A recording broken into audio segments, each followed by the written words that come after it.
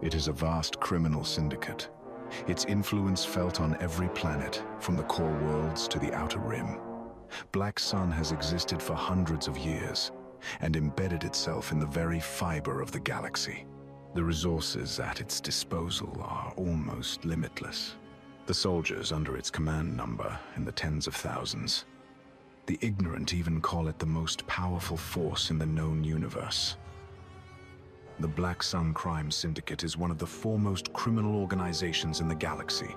Black Sun has its hands in nearly every possible criminal venture, from petty theft to assassination, all arranged to bring more power and wealth to the crime syndicate. Black Sun is one of the most iconic criminal organizations in the galaxy, and the organization reached such heights of power that its leader, Prince Shazor, was nearly powerful enough to challenge Darth Vader himself. Black Sun is found in nearly every corner of the galaxy, though typically it is headquartered on Coruscant. Black Sun agents operate from the deep core to the outer rim, and significant Black Sun cells operate on every core world. Black Sun operates under the leadership of a single underlord who controls the Vigos. The Vigos are the chief crime bosses of Black Sun, and they wield nearly as much power, and sometimes more, as the head of a Hutt Khajiitic. The Hutts themselves bitterly despise the Black Sun, seeing them as their chief rivals for the control of the galaxy's criminal underworld. Though from time to time, some Hutts would abandon their clans and join the Black Sun. Even the infamous Jabba the Hutt's own Uncle Zero joined Black Sun, quickly rising to the rank of Vigo, and before his death was a favorite to become Underlord. Black Sun's influence is so great that its leaders are able to clandestinely commission a fleet of starships from companies like Transgalmeg and Joran Drive Systems, giving the organization the military might to challenge and overwhelm planetary and even sector defense forces. Working for Black Sun certainly has its advantages. With the power to challenge local governments, Black Sun agents have a great deal of clout, and many weaker worlds think twice before bringing charges against a Black Sun agent. Joining Black Sun requires that the interested person prove their value, which typically needs to be more than just an extra bit of hired muscle. Once a member of Black Sun, an individual is required to follow the orders of their superiors strictly and work above all else for the betterment of the crime syndicate. Most people who are aware of the crime syndicate learned long ago to avoid any entanglements with Black Sun. The organization can be a powerful enemy, rivaling even the Empire for ruthlessness and resources. Angering a Vigo means making an enemy for life, and a conflict with Black Sun can be messy. With its own space fleet, Black Sun is able to send ships to wipe out smuggling operations, destroy pirate fleets, and bomb the homes of those that oppose them. Shortly before the Battle of Naboo, the Dark Lord of the Sith Darth Sidious, fearing that Black Sun had grown far too powerful and influential, sent his apprentice Darth Maul to throw the organization into chaos. Maul would strike, immediately killing Vigo after Vigo until the reigning Underlord Alexi Garen summoned the remaining Vigos to his fortress on the world of Raltir. This, however, played right into Maul's hands, tracking Garen and the Vigos to Raltir. He would slaughter the entirety of the leadership of the Black Sun, effectively crippling the organization for decades. By the time of the Clone Wars and the rise of the Empire, Black Sun had managed to stabilize and rebuild much of its power base under the rule of its new leader, Prince Shazor. By the time of the Battle of Hoth, Shazor would make a deal with the Empire which would put the vast resources of Black Sun at the disposal of Emperor Palpatine to help finish the second Death Star. Black Sun and Shazor were instrumental in the rapid construction of the Emperor's new superweapon. Without them, it would have not been ready for the Emperor's trap above the forest moon of Endor. In an attempt to impress the Emperor, Shazor would capture Luke Skywalker. But before he could hand over the young Jedi to Palpatine, Skywalker escaped, destroying Shazor's palace on Coruscant in the process. Escaping the destruction of his home, Shazor fled to a skyhook orbiting the throne world, where he would be killed by Darth Vader, once again plunging the Black Sun into chaos. By the time of the Legacy era, Black Sun had grown far more vicious and brutal, while its internal structure remains virtually unchanged from previous eras. However, the Vigos of this time act with far more autonomy than the Vigos of previous eras. They engage in their own schemes, which range from petty extortion to massive fraud against the major governments and extensive smuggling operations between the warring empires. However, as in the past, the exact reach or extent of resources available to the Syndicate is extremely difficult to determine, even by the Vigos themselves, who get along just well enough to benefit from their association.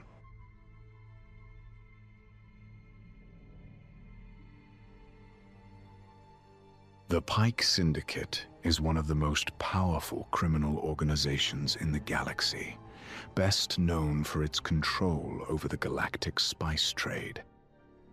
Originating on the world of Obadiah, the Syndicate operates a vast criminal empire that uses a mix of intimidation, political manipulation, and hired muscle to maintain its control over the galactic spice trade. While the Syndicate employs members of countless species as enforcer, smugglers, and dealers, the higher echelons of the Syndicate are made up exclusively of the Pykes themselves, a race of xenophobic amphibians. The Pykes often prefer to stay behind the scenes, letting others do their dirty work while they profit. They have been known to employ fearsome bounty hunters, such as the infamous Cad Bane. The Syndicate's control of the spice trade made them bitter rivals of the Hutt Cartel and the Black Sun, leading to massive gang wars over territory between the three criminal empires. The Syndicate was also known to trade large quantities of spice to the Zygerians in exchange for slaves to work in the mines of Kessel. By the time of the Clone Wars, the Pykes, under the leadership of Lom Pyke, had gained almost a complete monopoly over spice trade. The Pykes were well known for killing any smuggler who failed them, leading to them gaining a fearsome reputation within the criminal underworld. After hearing of the fall of the Black Sun to the newly formed Shadow Collective, Lom Pyke immediately moved to join Maul's new Shadow Collective and would eagerly send his enforcers to assist in the Collective's attack on the Hutt strongholds of Nal Hutta and Tatooine. After the submission of the Hutts, Maul would order the Pykes to participate in the attacks on Mandalore, which would lead to Maul and the Death Watch assuming control over the world.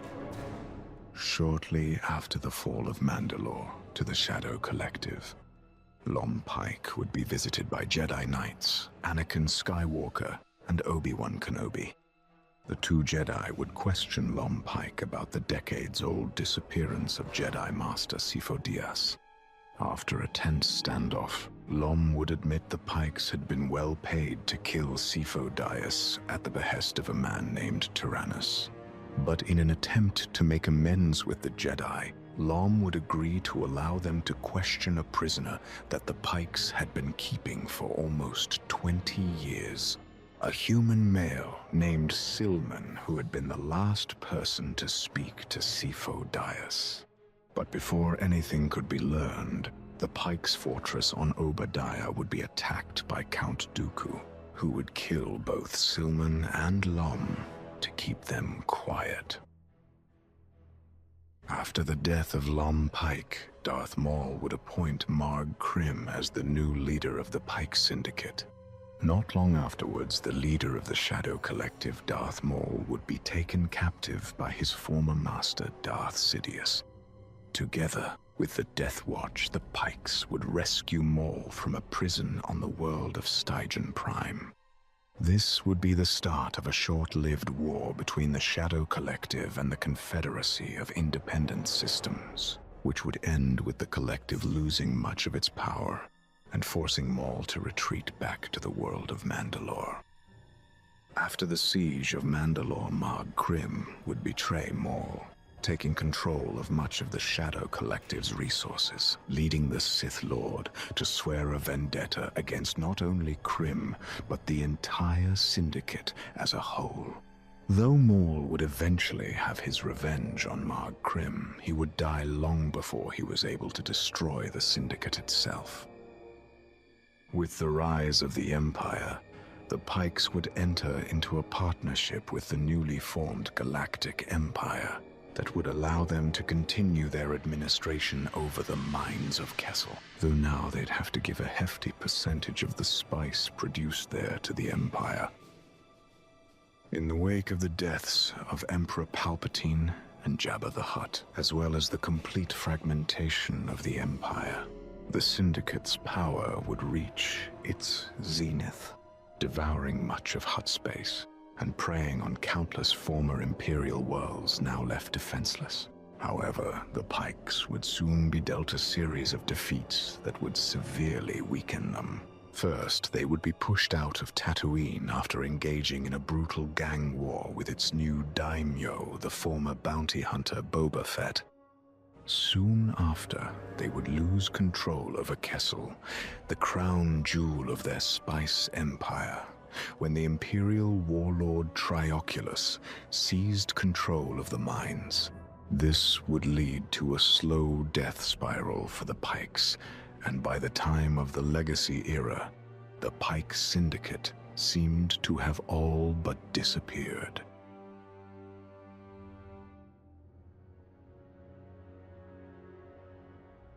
With the death of the last true Mandalore at the hands of the infamous bounty hunter Dirge, the Mandalorians descended into a civil war that left their homeworld an irradiated ruin. After the near destruction of their people, the remaining Mandalorians fragmented into 3 factions. The new Mandalorians led by House Kryze, which believed that the Mandalorians should abandon their warrior heritage and become peaceful pacifists. The true Mandalorians, led by the former Journeyman Protector and self-proclaimed Mandalore, Jasta Mariel, who believed that the Mandalorians should no longer be a race of bloodthirsty barbaric conquerors, but should instead reshape themselves into honorable mercenaries. Finally, we have the Death Watch, founded by the ruthless fanatic Tor Vizsla, who rallied a small but loyal army of extremists that were dedicated to bringing back the martial glory of their people. The Death Watch longed for a time when the Mandalorians weren't just a race of aimless mercenaries selling their loyalties to any crime lord or petty tyrant that had a fistful of credits to throw their way. Instead, Tor Vizsla and his followers wished to reunite and galvanize their people to bring back the days when the whole galaxy shook with fear at the very name Mandalorian.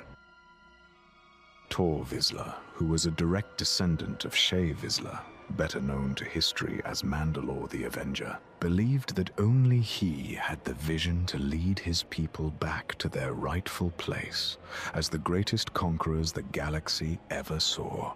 So he took up his ancestral blade and set out to bring all Mandalorians under a single banner. Vizsla would focus much of his efforts on the true Mandalorians led by Jaster Merael, seeing them as the greatest threat. For years they would clash on, world after world, slowly weakening each other, until Vizsla was able to lure the true Mandalorians into an ambush on the world of Corda 6, where at long last, the Death Watch was able to slay Merael as he led his super commandos against the natives. Leadership of the true Mandalorians would pass to Merael's adopted son, Jango Fett, who would lead what was left of his men into yet another ambush, this time on the world of Galadron, where the governor, in league with the Death Watch, would trick Jango and his new Mandalorians into fighting a Jedi task force led by Master Dooku, which ended with every single warrior under Jango's command being slaughtered by the Jedi. Jango himself was handed over to the governor of Galadron, who on the orders of the Death Watch would sell Jango into slavery. After 2 years as a slave aboard a spice freighter, Jango would escape and track down Vizsla to the world of Corellia, destroying his flagship, the Death Rattle, and forcing Vizsla onto the surface of the planet, where after a long and bloody duel, Jango would avenge Merael by feeding Tor Vizsla to a pack of dire cats. With the death of Tor Vizsla, command of the Death Watch would pass to his son Pre Vizsla, who would take the organization into hiding on the world of Concord Dawn, where he would soon become governor of the world. He would use his new position of power to safely rebuild the organization in secret, growing to such an extent that even the senator for Mandalore, Prince Talmeric, had joined them. After the Battle of Geonosis, the leader of the Confederacy of Independent Systems and former Jedi Master Count Dooku would approach Vizsla with a plan to overthrow the peace-loving new Mandalorians. Jumping at the chance, Vizsla pledged Death Watch saboteurs to Dooku's service. When one of these saboteurs was found aboard a Republic Venator, it triggered an investigation by the Jedi which would lead to the unveiling of the Death Watch. After several failed attempts on Duchess Satine Kryze's life, Dooku and Vizsla would turn on each other, breaking their alliance and forcing the Death Watch to go on the run. The Death Watch would briefly set up a base on the world of Karlak, where they set about brutalizing and extorting the natives before eventually laying waste to the settlements of the world and moving on. After leaving Karlak in ruins, they next made camp on the world of Zanbar. There they would remain until they stumbled upon an escape pod containing the Sith Lord Darth Maul and his brother, Savage Opress. Maul proposed an alliance to Vizsla. The Death Watch would help Maul build a criminal empire, and in exchange, Maul would help Death Watch seize control of Mandalore. Seeing no other option, Vizsla agreed. And within short order, the Black Sun, the Pyke Syndicate, and the Hutt Cartels had all been subjugated, forming the Shadow Collective. Under Maul's leadership, the Collective began to attack Mandalore en masse. Within days, the planet was overrun. The Duchess Satine could do nothing as her world was torn apart by invading alien gangs. The people of Mandalore turned to Death Watch for salvation, and in short order they brought peace and stability back to the planet. Everything had gone according to Maul's plan. The people, having fully turned on Satine, proclaimed Vizsla the new Mandalore. Having everything he wanted, Pre-Vizsla turned on Maul, having him and his brother arrested. But before long, Maul would escape, fighting his way to Vizsla's new throne room, where he challenged the new Mandalore for leadership of the Death Watch. Vizsla accepted, but was quickly defeated. In the immediate aftermath of Vizsla's death, 2/3 of the Death Watch pledged fealty to Maul. But the remaining third refused to acknowledge an alien as their leader. Instead, they proclaimed Bo-Katan Kryze, sister of the Duchess Satine and lover of the late Pre Vizsla, to be the rightful ruler of Mandalore. The civil war that followed would last until the very end of the Clone Wars, when the Republic, at the behest of Bo-Katan, would launch an invasion of Mandalore, which would end with the capture of Maul and the dissolution of the Death Watch. Though certain splinter groups would remain active for decades to come, like the Children of the Watch and the Night Owls.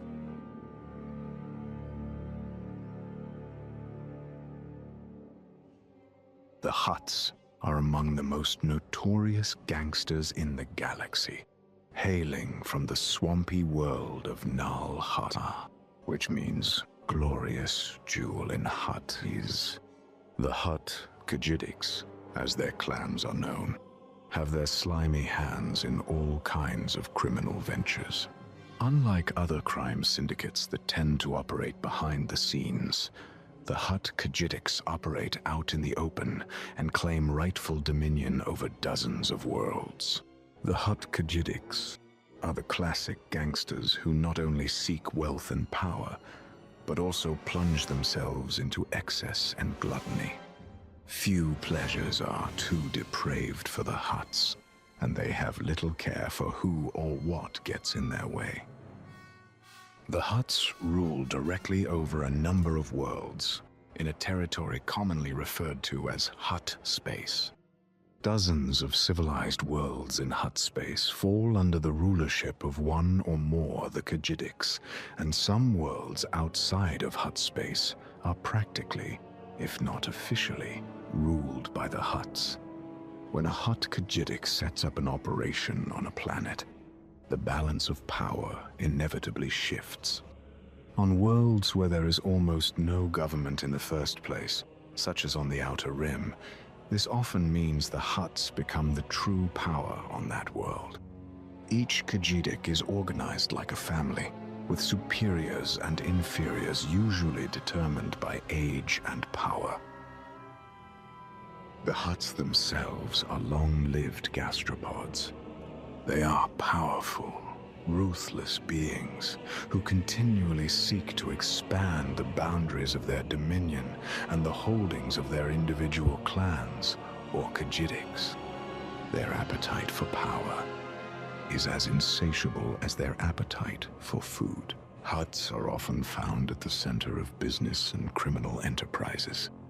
Legality, or lack thereof, does not affect whether a Hutt will pursue a venture. All that matters is how much of a benefit and a profit one can get from it. Like worms, Hutts are hermaphroditic, with both male and female reproductive organs. Hutts bear their young one at a time and nourish them for a time in a brood pouch.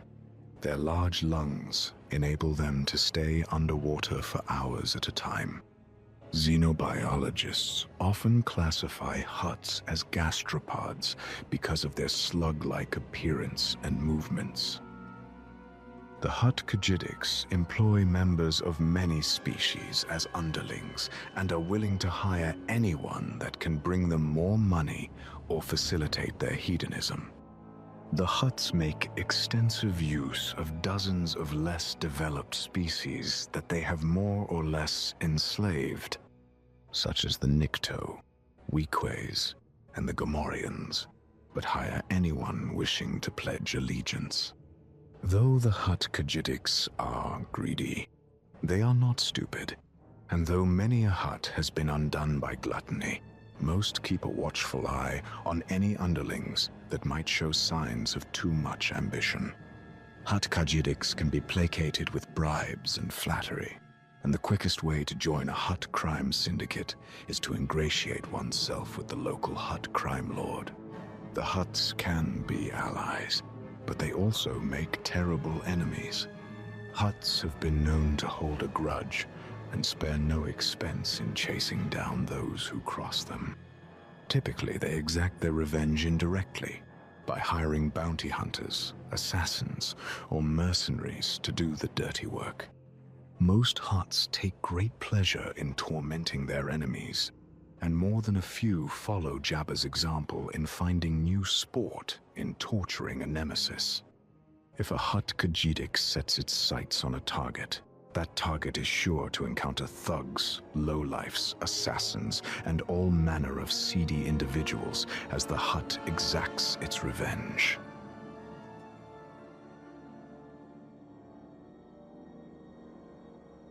The Sun Guards of Thyrsus are one of the most feared military units in galactic history.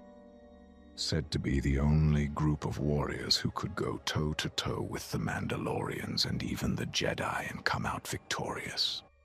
The Sun Guards originate with the Echani Command, a confederation of 6 worlds dominated by a near-human offshoot species. The Echani have silvery hair, chalk-pale skin, and a remarkable sameness in body type and facial features, all believed to be the result of Arcanian experimentation with the human genome. On the worlds known as the Six Sisters, the Echani developed a kinetic communication style and can instantly identify an individual through subtle shifts in body language. This sensitivity translates well to physical combat. During the Bengali uprising, the Echani, on the sun-baked world of Thyrsus, rebelled against the female council that ruled the Six Sisters, breaking their planet off from the others. Their military units bore the emblem of the Red Suns of Thyrsus, and their elite Special Missions Division evolved into the Sun Guard. The Thyrsians are a diametrical contrast to the rest of the Echani. Male-dominated instead of female-dominated, heavily armored instead of lightly armored, drawing spiritual lore from the sun rather than the moon, emphasizing bladed weapons over unarmed combat, and dark hair and skin. In at least one way, though, the Thyrsians retained a traditional element of Echani arts. The uncanny ability to read the body language of others and to predict their next move. At first, the Sun Guards led armies against the Echani. The group later turned its attention to the Mandalorians, alarmed by their expansionist tactics. Clashes between the Sun Guards and the Mandalorians usually took the forms of duels to the death between small groups of combatants rather than full military mobilizations. More than a century before the rise of the Empire, Thyrsian culture became fixated on Force lore, particularly the prophecy that the galaxy's savior would be known as the Son of Suns. The Sith Order, still in hiding after the Battle of Ruusan, played on the Thyrsian belief that the Sith are the subjects of this prophecy, and encouraged the Sun Guards to follow Sith interpretations of Jedi orthodoxy. The Sun Guards emerged as a Sith cult, and Darth Sidious would bring members of the Guards into his employ as mercenaries and assassins. Near the end of the Clone Wars, Sidious would task Asajj Ventress with eliminating the Order. Of the members of the Sun Guards she spared, some join Emperor Palpatine's Royal Guard. Force-sensitive Sun Guards become candidates for the Imperial Shadow Guard. Others, such as Kinnick's Jir, are used as cloning templates. In fact, a Sun Guard had been considered as a possible prime clone for the Republic's clone army. Armor and weaponry from dead Sun Guards have fallen into the hands of bounty hunters such as Moxin Tark, who exploit the fearsome reputation of the Sun Guards. Members of the Sun Guards of Thyrsus are known for their black armor, although variants such as yellow, silver, and red are not uncommon. Instantly identifiable, and terrifying to enemies. The heavy armor conceals a number of tools and weapons that influence the Sun God's capture and kill techniques. The visual system built into the helmet's visor is capable of thermal imaging and of recording both infrared and ultraviolet wavelengths. A macro binocular scope is used for surveillance and sniping. Most members of the Sun Guards have extendable vibroblades in their gauntlets and spikes concealed in both their boots and in their knee guards. The exterior of their forearm gauntlets and their fist plates can be heated to flesh-burning temperatures in seconds. The armor itself is highly resistant to damage, but does not significantly reduce movement. Many members of the Sun Guards accessorize their kit with dart launchers lining the inside of each arm and miniature flamethrowers. With their deadly outlay of personal gear, it's not surprising that the warriors of the Sun Guards prefer to face their targets up close. Members hold the Force Pyke as a near-sacred weapon. Many variants of the Force Pyke exist, but all are approximately 1 meter long and are wielded with 2 hands, providing the means to block incoming strikes and to lash out with the blades at either end. Most sport double vibro blades and are reinforced with cortosis ore so that they can stand up to lightsaber blades. The ritual form, inherited from the Achani, has burning hot tips activated through grip controls. The Force Pyke incorporates stun modules into each end to deliver debilitating shocks. The Sun Guard consider jetpacks a dangerous and foolish extravagance and is contemptuous of Mandalorians' reliance on them. Over the years, the Sun Guards developed a sort of melee version of anti-air combat, employing Force Pikes in precision strikes to disable or overload Mandalorian jetpacks. Early in its history, religion was a primary motivator for the Sun Guards of Thyrsus. Although it eventually became a group of mercenaries, religion regained an influence on the group when it fell under Sith sway. But one truth remained: the Sun Guard still insists on getting paid. It is known for delivering its targets alive, but maimed. The Sun Guard fought their Achani cousins in a string of crusades millennia ago, and it learned that war leads to poverty. The Sun Guards realized that its combat skills were virtually unmatched in the greater galaxy, and it became an elite unit of high-priced mercenaries. The Sun Guard's missions include rescue, abduction, sabotage, wholesale slaughter, and more. The only factor the jobs have in common is that other parties have already tried them and failed. Members of the Sun Guard often work in teams of 4 to penetrate unassailable keeps and destroy ultimate weapons. They are adept at urban combat, including building sweeps and the block-by-block elimination of enemies. They can take on any foe in personal combat and have been known to earn extra credits in the gladiatorial pits. The only opponent able to stand against a Sun Guard is a Mandalorian, and the two factions hate each other with professional jealousy that burns brighter than the Ulex pulsar. Over the centuries, the Mandalorians and the Sun Guards have fought endlessly, most notably when both groups hired out to opposing sides in the Battle of Syndicate, with neither side winning any advantage except bragging rights. During the years leading up to the Clone Wars, Darth Sidious used his Sith status to order the Sun Guard into missions of his choosing. These assignments included the assassination of troublesome senators and recalcitrant business barons. Sidious also used members of the Sun Guards to protect his hidden Coruscant lair, where they summarily executed any underdweller who got too close. The Sith Lord's apprentice, Darth Maul, regularly engaged members of the Sun Guards in impromptu practice duels. The Sun Guards began as a special missions force in the hierarchy of the regular Thursian military. As the centuries pass and the Sun Guards largely abandoned Thursus, it became a group of semi-nomadic mercenaries similar in organization to the Mandalorians. Initiates into the Sun Guards receive the rank of Stellar Legionnaire and are allowed entry for a provisional term of up to 1 year.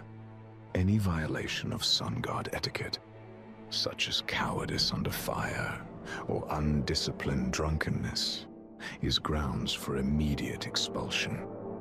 Those who pass the initiation period are promoted to Stellar Tribune, a position that gives them control of a Sun Guard Legion. It is rare to encounter a member of the Sun Guard Officer Corps, which begins at Legat, a role that allows command over 2 to 4 legions.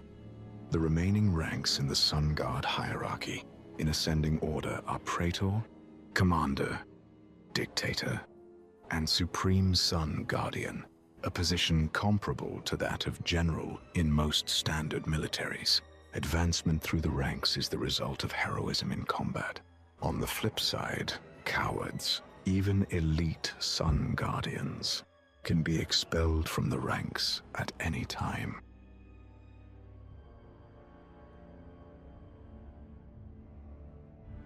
Extremely specialized and dangerous, the Nimbus Commandos are the most lethal fighting force on the rain-soaked planet of Jabiim.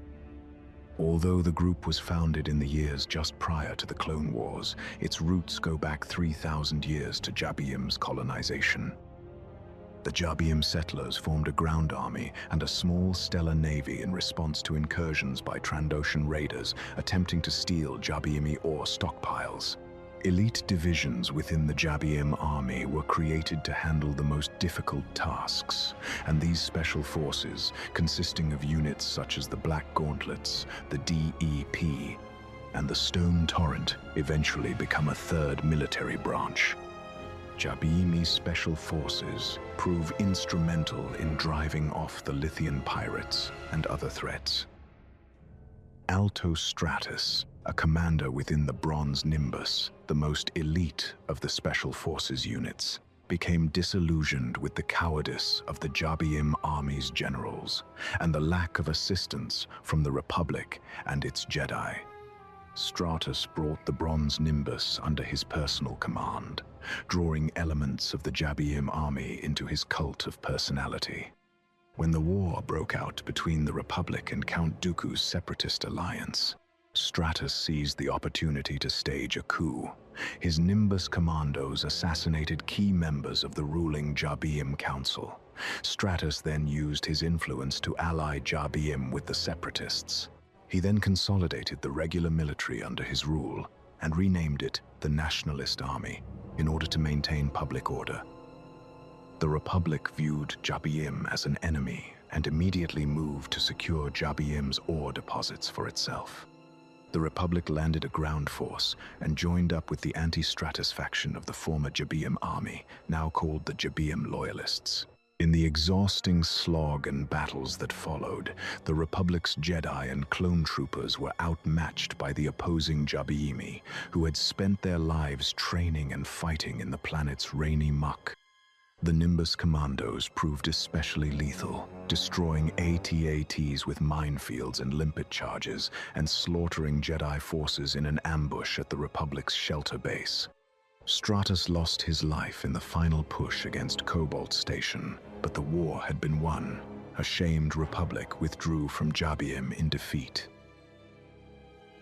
The ranking member of the surviving Nimbus Commandos, Colonel Matzi, rallied the Nationalist Army to maintain military control of Jabiim.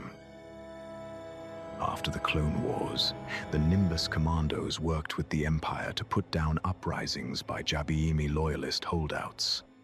Stormtroopers proved ineffective in Jabiim's specialized terrain, and the Nimbus Commandos were given free rein to suppress the loyalists. Members of the Nimbus Commandos are the ultimate swamp fighters. Jabiim is a mud ball soaked by constant drizzle, and its atmosphere is an ionized crackle of electricity, making high-altitude repulsor lift vehicles impossible to operate. The Nimbus's fighters are the best of a fighting force that has been perfecting high-precipitation ground combat for 3,000 years. Nimbus commandos are inexperienced pilots, and they fare poorly in urban and zero-gravity combat environments. But in their native habitat, they are unstoppable. The Nimbus commandos are called upon for missions including retrieval, sabotage, assassination, and destruction of reinforced targets. Its signature piece of gear, the repulsor lift skates, allow its members to skim 3 meters above land or water at speeds of up to 95 kilometers per hour. Using repulsor lift skates, commandos in squads of 3 can penetrate enemy lines and reach heavy equipment, which they destroy with timed explosive charges or grenades. The Nimbus commandos often employ minefields, since the skate's repulsor field allows a wearer to glide over a live mine without triggering it. A Nimbus commando unit carries a great deal of equipment into the field crammed into belts and backpacks. This gear includes explosive charges, ammunition, non-perishable rations, waterproofing spray, thermal warming units, and low-altitude communications boosters. The commandos are expert survivalists and are skilled with edged weapons, including swords, daggers, and machetes. During the Clone Wars, the Nimbus commandos adopt the Separatist Commando blaster rifle, a weapon capable of both long-range sniping and semi-automatic rapid fire, as well as of launching concussive sonic blasts. Another Clone Wars introduction, the A-Series assassin droid, works alongside members of the Nimbus commandos and uses blasters, flechette launchers, and cutting blades to damage organics. Many A-Series units continued to serve the Nimbus commandos throughout the New Jedi Order era and beyond. Prior to the Battle of Jabiim, the Nimbus commandos were an outgunned insurgent force zealously devoted to its leader, Alto Stratus. A dozen hand-picked members served as personal bodyguards for Stratus, with the remainder split into troops with specializations including infiltration, breaching, sniping, explosive disposal, and assassination. As Stratus began his civil war against the Jabiimi government, the Nimbus commandos killed members of the Jabiim Council and carried out shadow missions, including kidnapping and data theft, to give Stratus the leverage he needed to blackmail the other counselors into following his orders. The Nimbus commandos destroyed armories to soften up the Jabiimi loyalists so that the Nationalist Army could engage the loyalists in battle on an equal footing.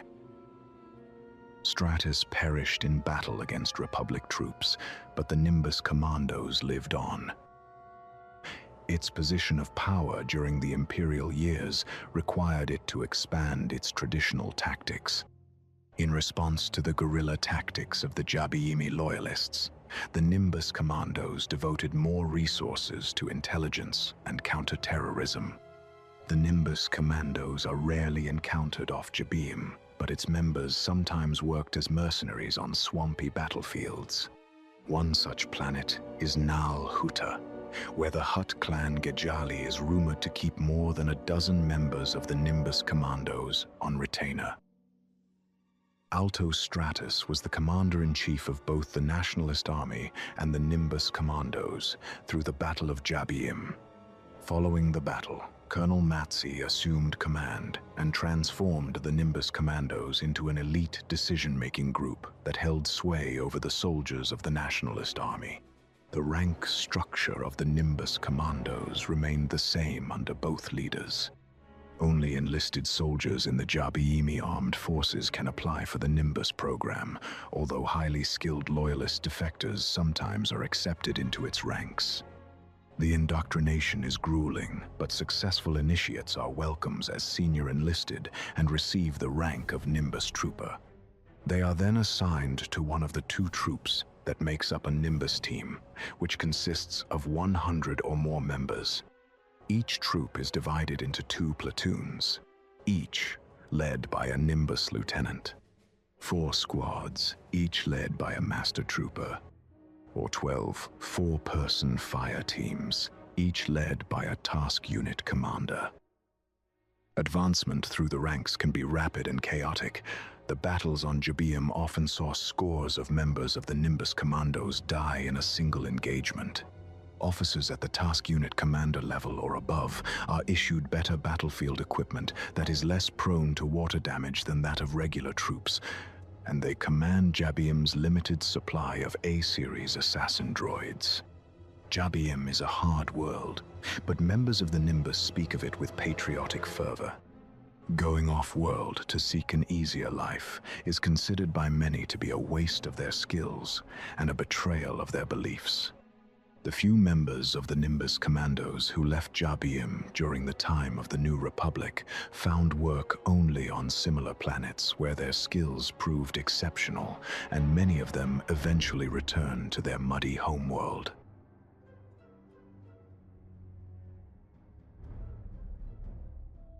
Kali is a harsh, dirt-poor world that has been ignored by the rest of the galaxy. The only native that most beings have heard of is General Grievous. Society on Kali is dominated by thousands of Kalish tribes linked by complicated bloodlines and by feuds that have endured for centuries. The formation of the Kolkpravis, a united army of tribal warriors from across the Eastern Hemisphere, became possible only after extraplanetary threats eclipsed old hatreds. The soldiers of Kali's Kolkpravis tested their swords against the Thalassian slavers and ore raiders, but the planet remained largely isolated, its enemies never granting it the importance the Kalish believed to be their birthright. During the Kadok region's Bithavrian expansion in 65 BBY, the Republic failed to topple the Bithavrian regime on Gwiteka with a secret coup. Rather than allow their meddling to come to light, the Republic trained the Kolkpravis as an insurgent force, armed with adventurous slug throwers and covertly trained by Jedi, including Count Dooku and Qui-Gon Jinn. The Kolkpravis pitted themselves against the soldiers of Gwiteka's Mialfarak Order. Within 5 years, the Bithavrians withdrew in defeat, and the Kolkpravis never learned that they had acted as the Republic's puppets. Soon, the warriors of the Kolkpravis had to defend against a real and imminent threat. The insectoid Yamri, which the Kalish called the Hook, invaded Kali while scouring for colony worlds, and the besieged Kolkpravis found inspiration under the leadership of Kumayan Jai Shilal and his soulmate, Rondarulai Kumar. Shilal organized the Kolkpravis into 8 divisions, each answerable to one of the Izvoshra, 8 elite soldiers responsible for Shilal's protection and the execution of his will. After driving the Yamri from Kali, Shilal and the Kolkpravis chased after the aggressors back to their homeworld, massacring both soldiers and civilians.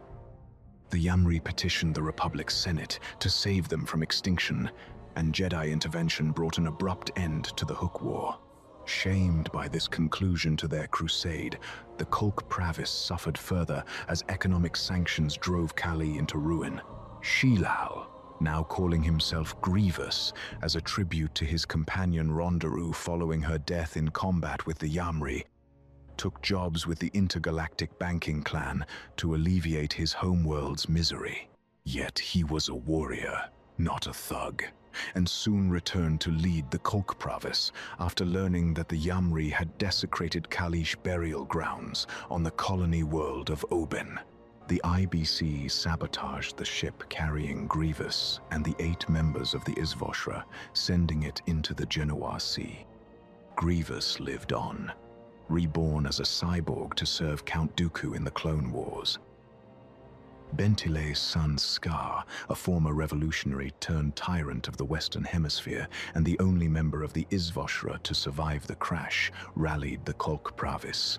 He led the slaughter of the Yamri on Oben and moved his people to that resource-rich world. After Captain Thrawn was forced to raise Oben as part of his pacification of the fringe territories, Scar left Kale space to serve the Empire.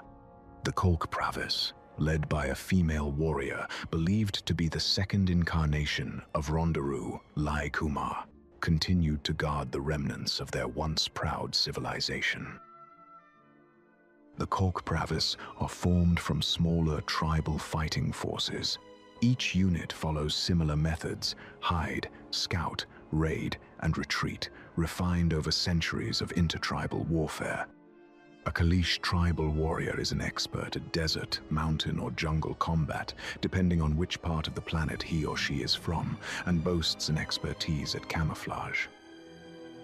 Warriors can spend months in the field, keeping a wary eye on rivals while hunting for mumu or other animals to bring back to their families. The landscape of Kali is riddled with rocky caves and other bolt holes, undetectable from the surface and known only to tribal leaders and veteran scouts. The Kolkpravis engage in tactics similar to those of their forebears, albeit with a higher degree of organization. Although Kolkpravis units are usually made up of members of a single tribe, different units are expected to cooperate when thrown together into a horde, a brigade, or a khanate. Orders are to be obeyed without question under penalty of death. As a land-based fighting force, the Kolkpravis have no skill at space combat. When attacking a planet, large transports race through the battle zone to a controlled crash landing, whereupon the Kolkpravis disembark and disappear. Against weak foes, the Kolkpravis swarm and kill every combatant. Against strong foes, they go to ground to engage in wars of attrition that can last for years. Kolkpravis warriors carry adventurous slug throwers, which are equally effective at sniping and at quick bursts of close-range fire. For melee combat, all Kolkpravis soldiers carry one-handed lig swords, and many employ 2-meter-long Shoni spears. The Kolkpravis are relentlessly martial. They have no concept of downtime and never retire from service.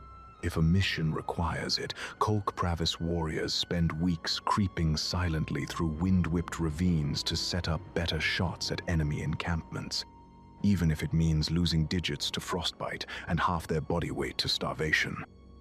Since Kalish culture is built around the belief that great warriors can fight their way to divinity, suicide attacks are encouraged as a battlefield tactic.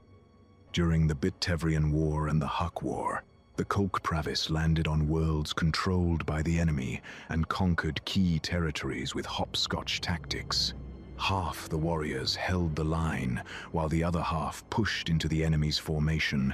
Then the warriors in the front line held the line while those behind advanced. If the tide turns against them in battle, the Kolkpravis scatter and carry on a guerrilla war from deep cover, inflicting demoralizing enemy losses during a long campaign. The Kolkpravis brigades that defend Kali adopt much the same style, using their cave network to strike without warning. The most basic unit of the Kolkpravis is the tribal Cayman, a small tactical team of 2 to 40 warriors related by family and geology. These groupings were the essence of warfare on Kale for millennia, until the formation of the Kolkpravis refocused tribal rivalry on the strange customs and appearances of off-worlders. A Cayman is led by a black arm, an informal tribal title bestowed on its strongest member. Roughly 100 Kamen make up a horde, which is led by an officer who carries the title of Tarkhan. Brigades are formed from 100 to 200 hordes, and are led by officers known as Bartars. Their command often is highly decentralized, since Kolkpravis tactics are guerrilla in nature and a Bartar must rely on message carriers and guesswork to keep track of his or her troops. A Khanate is a military division formed from several brigades, answerable to one of the 8 Khans of the Izvoshra. The Izvoshra leave most battlefield planning to their Bartars, instead concentrating on special missions on behalf of their leader. The title of Supreme Military Commander, or Kagan, was held by Grievous and has been bestowed on the leaders who succeeded him. Most members of the Kolkpravis are highly concerned with rank advancement, since great military leaders can earn honored positions in the afterlife. Those who don't have the stuff of divinity are likely to go on suicide missions to take out enemy targets, which is considered a shortcut to immortality. Kolkpravis warriors are rarely found in the greater galaxy, but they occasionally work as mercenaries or fighters. No matter how much contact they have with outsiders, Kalish remain austere, taciturn, and humorless.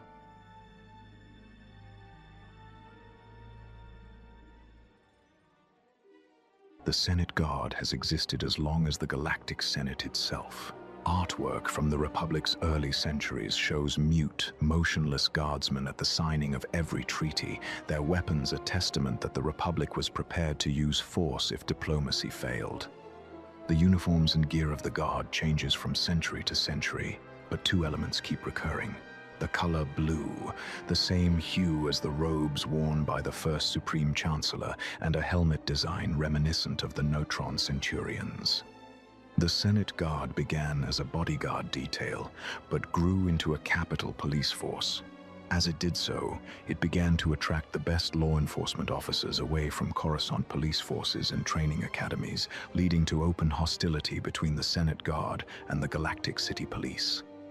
The situation worsened when the Senate Guard put the entire legislative district under its jurisdiction.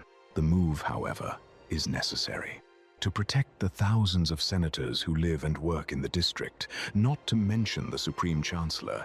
The Senate Guard needs to cover an area much broader than the Grand Convocation Chamber.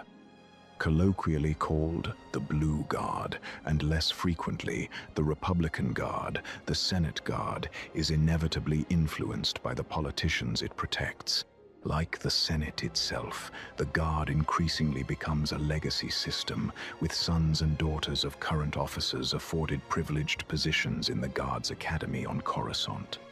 Corruption begins to infect the ranks, with affluent senators quietly paying their guards to look the other way while they conduct under-the-table business. At the same time, loyal members of the Guard work to root out their crooked comrades with a robust internal affairs department. The Guard also distinguishes itself with some of the best investigative and forensics work in the capital. The Senate Commandos are the elite members of an already elite force. Drawn from the Senate Guard's ranks, these top-scoring combat experts make up a special missions force assigned to high-security details and other risky assignments. Wearing customized field armor, the Senate Commandos face down some of the galaxy's deadliest hired killers and bounty hunters. The Senate Commandos become Supreme Chancellor Palpatine's personal bodyguards following his election in 32 BBY. After the outbreak of the Clone Wars, Palpatine hand-selects the most loyal members of the Senate Commandos to create a new bodyguard detail known as the Red Guard. The Senate Guard continues in a somewhat diminished role, undergoing a change in uniform that exchanges helmet crests for face-masking visors. Once the Empire takes root, security in the capital falls under two divisions: the Imperial Royal Guard, dedicated to protecting the Emperor, and the Coruscant Guard, charged with investigative work and military policing. Former members of the Senate Guard are employed within both divisions. The Emperor also creates a secret security legion known as the Imperial Senate Guard, although it has no connection to its obsolete namesake. This division and its subgroup, the Imperial Senate Sentinels, carried lightsaber pikes and were widely believed to be cyborg hybrids. The Senate Guard and Senate Commandos exist only to protect the Galactic Senate. In its most public form, this requires countless hours of standing at attention inside a Senate platform or in the corridors of a diplomatic starship. But Guard responsibilities extend far beyond bodyguard detail. Guards are required to protect their charges from all possible dangers, which requires relentless investigative work to root out threats before they become malignant. Senate Guards spend a great deal of time patrolling the legislative district, questioning citizens and following up on leads. Advanced intelligence-gathering missions sometimes require them to go undercover. When in public, Senate guards wear their distinctive blue uniforms. They keep an eye on demonstrations, usher their senatorial charges to safe havens, and occasionally pose for hollow images for tourists. Their blaster rifles, although considered largely ceremonial, are surprisingly accurate from long range and feature a stun setting and a barrel that can double as a stun bayonet. All guard members are drilled in the Hyakata martial arts discipline, and they often carry force pikes. Senate commandos dispense with the symbolic robes and helmets. They wear flexible blue armor that is blaster-resistant and resembles that worn by the Republic's clone troopers. Senate commandos do not typically operate in the Grand Convocation Chamber or the Legislative District. They are much more likely to be found off-world, accompanying senators to space station transfer hubs or hostile planets in need of diplomatic attention. They remain alert for any attempts on their charges' lives, relying on sophisticated sensors built into their helmets to analyze crowds, and on their DC-15 blaster rifles and tactical thermal detonators to end trouble in a hurry. A Senate Guard mission is often reactionary. It's a split-second response to immediate danger, followed by a lengthy and meticulous investigation to bring all plotters to justice. Because countless powers would love to influence galactic legislation, assassination attempts are common, and most take place in the narrow streets between the Grand Convocation Chamber and the senatorial residences. Even more frequent are attempts to win senators over through bribery. Senate guards are expected to report all suspicious dealings to their superior officers, even when it puts their own lives at risk. By contrast, a Senate Commando mission is combustible, aggressive, and unpredictable. Senate Commandos protect their charges during visits to worlds where battles are raging or where native life forms can present a danger. Commandos also repel borders should an ambassadorial starship be breached by raiders. On the rare occasions that Coruscant is invaded by hostile armies, Senate Commandos are the last line of defense protecting the Supreme Chancellor. When the Senate isn't in session, most Senate Guards and Senate Commandos occupy themselves with police work. In this capacity, they often work alongside the Jedi. The two groups are technically part of the Republic Judicial Department. Daily duties include crowd control, crime scene investigation, street patrols, and putting down uprisings from the Undercity. The most famous duty of the Senate Guard is to provide security inside the Legislative's Grand Convocation Chamber. This tradition is considered extremely dull by most members of the Guard, since the Chamber's defenses are some of the tightest in the galaxy, and no threat is likely to manifest within its walls. Senate Guards, however, remain vigilant. New recruits to the Senate Guard come from the graduating class of the Guards Academy on Coruscant. The candidates are dominated by members with family connections, although acceptance is extended to distinguished members of recognized planetary law enforcement divisions. These more experienced enrollees undergo a shortened academy program. The Senate Guard follows a military ranking system, and fresh academy graduates receive the rank of private. Their duties take place in the vicinity of Senate Guard headquarters, where they oversee the processing of prisoners and suspect profiling. Corporals do more street-level work and are assigned to a task force that protects a prominent senator, a small group of less notable senators, or a special government VIP. Sergeants oversee the security of the Grand Convocation Chamber and make assignments to bodyguard details. Lieutenants lead squads of 2 to 4 Guard members, and commanders lead task forces made up of 6 to 10 Guard members. The person who oversees all Senate Guard personnel assigned to the Grand Convocation Chamber is known as the Sergeant at Arms. He or she is seated next to the Supreme Chancellor. The highest-ranking member of the Senate Guard is the Captain of the Guard. He or she answers to a special Senate committee charged with supervising Guard affairs, as well as to all cabinet-level officials in the Republic Judicial Department. The leader of the Senate Commandos is a captain. All Senate Commandos are volunteers from the Senate Guard who pass a brutal 4 weeks of additional combat training. They are usually deployed in squads, taking orders from their commander, but always deferring to the person they are protecting, except in matters concerning their charge's safety. All members of the Guards and the Commandos, of course, ultimately serve at the pleasure of the Supreme Chancellor.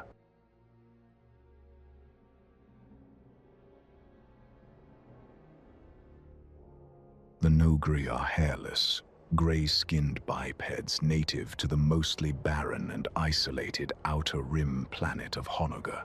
They are strong and sinewy creatures with extraordinarily quick reflexes and inherent agility. They are not tall, but their smaller size often belies their ruthlessness and deadly skills. These people are compact killing machines built to hunt and destroy. They are predators who sport long talons, teeth-filled jaws, large, quick-moving, deep-set black eyes, and an extremely keen sense of smell. This sense of smell is so refined, so powerful, that a Noghri can identify beings' bloodlines by their scent. In addition, given their size, speed, and agility, they are particularly stealthy, able to sneak up on many targets unawares. Noghri prefer to use primitive tools and weapons, killing opponents up close. Along with their superior fighting skills, this trait makes them especially deadly assassins. Noghri society is matriarchal and clan-oriented. Families often cluster together, creating small villages. Each clan has a matriarch or clan leader, usually one of the oldest and wisest female clan members, who makes the ultimate decision on all clan affairs, as dictated by a tradition stretching back countless generations. Each clan has a duka, or community building, within which all major events are held. All village life revolves around this one central meeting place. Historically, interclan rivalries were often brutal and bloody, but over time these internecine conflicts took their toll. And having learned that they would drive themselves to extinction, the clans understood that they must settle their differences and coexist. By the time of the Clone Wars, the Noghri were living in peace, ignorant of the galaxy at large. As a people, the Noghri are brutal, committed fighters who find honor in serving their charges well. Honor is paramount to Noghri culture, and serving poorly brings disgrace upon their clans. The safety of those they assume responsibility for is of utmost importance. They are also smart, honest, flexible, and take great care to learn and understand the rituals and cultural traditions of others. Noghri speak Basic in addition to their own language, albeit in gravelly, chilling voices. They are not a fun-loving or sociable people, and in fact have very little in the way of a sense of humor. Honoghr was originally a lush planet teeming with a wide variety of animals and plant life, with a yearly rotation that is only half a standard year. Now it is a barren world barely capable of supporting its inhabitants. Honoghr's environmental problems began with a space battle about 20 years before the Battle of Yavin, a clash between a Republic cruiser and a separatist science vessel carrying a poisonous defoliant. Unfortunately, the separatist ship crashed into Honoghr's surface, spilling its toxic chemicals and resulting in an ecological disaster. This incident poisoned Honoghr's soil and atmosphere, destroying much of the planet's life. Shortly after the end of the Clone Wars, the Sith Lord Darth Vader came to Honoghr, prepared to make servants of the Noghri. Vader convinced the Noghri that the Republic was to blame for the damage to their planet, and that only he and the Empire could repair their environment. In return, seeing that they were gifted, effective warriors, he requested they serve him personally as assassins and bodyguards. The Noghri, who were at the time of Vader's intervention an agrarian people and facing famine, felt they had no choice but to agree to Lord Vader's solution. Bound by their word of honor as given to the Empire, They served Vader and later Admiral Thrawn, who enlisted the Noghri to be his servants when he announced to them that he was Vader's successor. It was not long after, as the New Republic was struggling to combat Admiral Thrawn's brilliant battle plans, that Thrawn ordered the Noghri to kidnap Princess Leia Organa Solo, who at the time was pregnant with twins Jaina and Jacen. The Noghri tracked Leia to Kashyyyk, where she was under the protection of the Wookiees. Because of her scent, they recognized her immediately as the Malariush, or daughter of Vader. After stopping the Noghri team and turning them to her side, Leia traveled to Honoghr and asked the Noghri to work with her in overthrowing Thrawn. Leia was initially refused by the clan leaders because of their word of honor to Thrawn, but the Noghri finally agreed to betray the Chiss Admiral when Leia showed them that the help the Empire was giving them was not curing their destroyed world. The culm grass planted by the Imperials was not a restorative, but a poison that infected the soil even more by preventing other plants from growing. Every effort by the Empire on Honoghr was aimed at keeping the Noghri enslaved. The Noghri were enraged and vowed revenge on Thrawn and the Empire that had maintained the deception for so long. Because Thrawn still trusted the Noghri, his own Noghri bodyguards were able to get close enough to slay him. Then, having transferred their unwavering dedication to Leia to their Lady Vader for her attempts to truly repair the Honoghr environment, they undertook self-appointed service as her personal bodyguards and as bodyguards for her children as they grew up. The Noghri's loyalty to Leia and her family is not unlike that of a Wookiee life debt. The Noghri would sooner die than see Leia come to harm. In fact, several have given their lives to protect her. Before destroying Thrawn, however, some Noghri decided to take their world's environmental woes into their own hands in an attempt to begin the rebuilding that the Empire had at one time promised. They discovered and cultivated what they named the future of the Noghri, a valley under a series of cliff walls near a river visible only from directly above. This place is a small agricultural oasis on a nearly dead world. Unfortunately, the planet may never fully recover. Despite the best efforts of Princess Leia and New Republic scientists, the devastation was simply too severe and too widespread. Meanwhile, with Leia's assistance, the Noghri have established the thriving colony of New Nistau on Wayland. Although the Noghri rarely venture out of their settlements alone, they have continued to increase their presence in the larger galaxy, going so far as to participate in missions against the Yuuzhan Vong during the height of their invasion.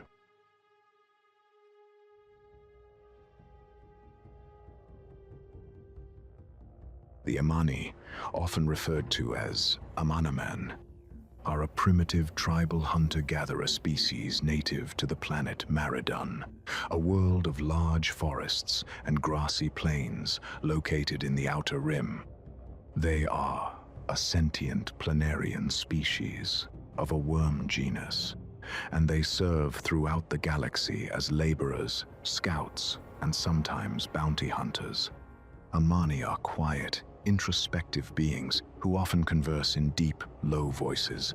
Although they tower over many races, even Wookiees, they prefer to remain unnoticed as befitting their predatory nature. Unavoidably, however, their striking appearance in size, color, and decoration often has the opposite effect. For example, Amani are known to carry at all times a staff from which the skulls of vanquished enemies hang. This has earned the Amani the nickname Headhunters. Amani are very tall, thin, mostly yellow-skinned arboreal beings who gain their height from long arms, which they use to travel from branch to branch. They have short, thick legs with extremely large feet, and while their bodies may appear awkward, Amani are actually quite deft in movement. When on the ground, they walk slowly, but are able to curl themselves into a ball and roll at speeds ranging from 45 to 50 kilometers per hour. Although it is difficult for them to perceive their surroundings well when traveling in this manner, Amani are able to use their rolling momentum as a form of attack. They will speed past an opponent and unfurl their bodies to lash out with claws or clubs, often instantly killing their unsuspecting victim with the controlled force of impact. By contrast, the placement of Amani internal organs aids them in avoiding fatal injuries. As in other worm species, their organs, including their brains, are spread throughout their entire form. Moreover, they possess multiple copies of each primary organ, further enhancing their ability to survive wounds that would kill many species. This duplication of functional parts has led scientists to believe that Amani can actually regenerate lost or damaged organs and limbs, and it is theorized that it is possible for an Amani to be cut fully in half without being killed.